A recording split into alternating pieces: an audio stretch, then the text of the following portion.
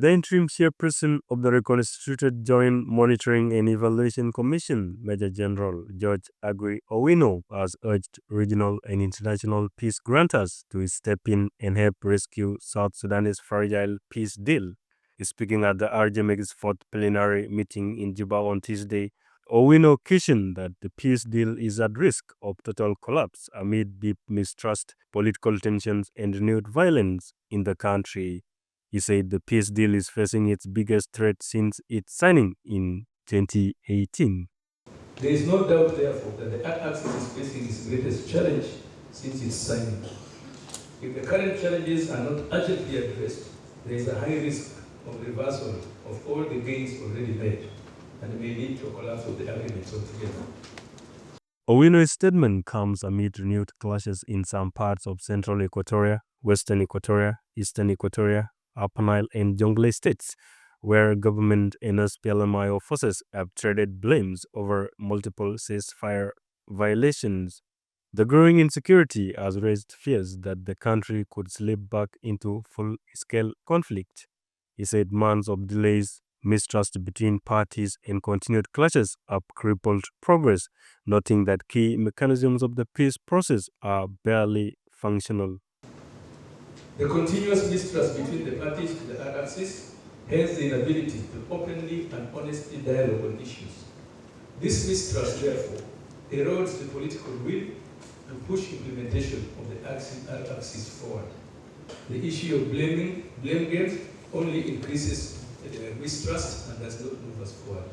Despite repeated recommendations from R-JMEC, the unification of forces remains stalled.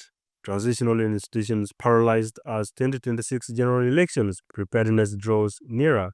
Owino said R-JMEC and citizen teams have been unable to operate in conflict areas as ongoing political tensions between SPLMIO and SPLMIG continue to sink South Sudan into abyss, impeding reconciliation efforts. Gilar Gabrielson, citizen's representative, stated that ceasefire violations have increased significantly since March and called on parties to the agreement to embrace dialogue rather than choosing conflict. Citizen can state that beyond any reasonable doubt, the permanent ceasefire is continually and repeatedly violated by signatory parties.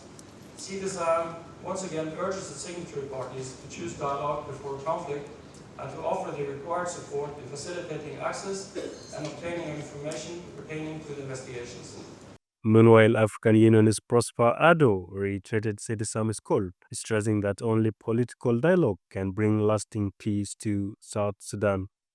There can only be political solutions to political problems, and doing this will require inclusive political dialogue for peace, reconciliation, and sustainable development. Peace remains the credible option and not a relapse into violence. We would appeal that it is brought to an end and that dialogue takes precedence.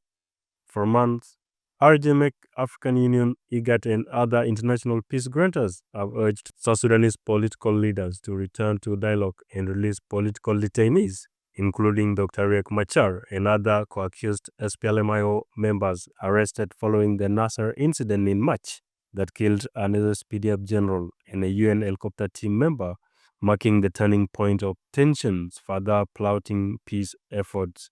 However, despite these appeals, clashes between government and SPLMIO forces continue in some parts of the country, though Dr. Machar and his co-accused party members face treason trial, a case whose outcome remains uncertain as political tensions depends in the country. Matik Kueth, King TV, Juba.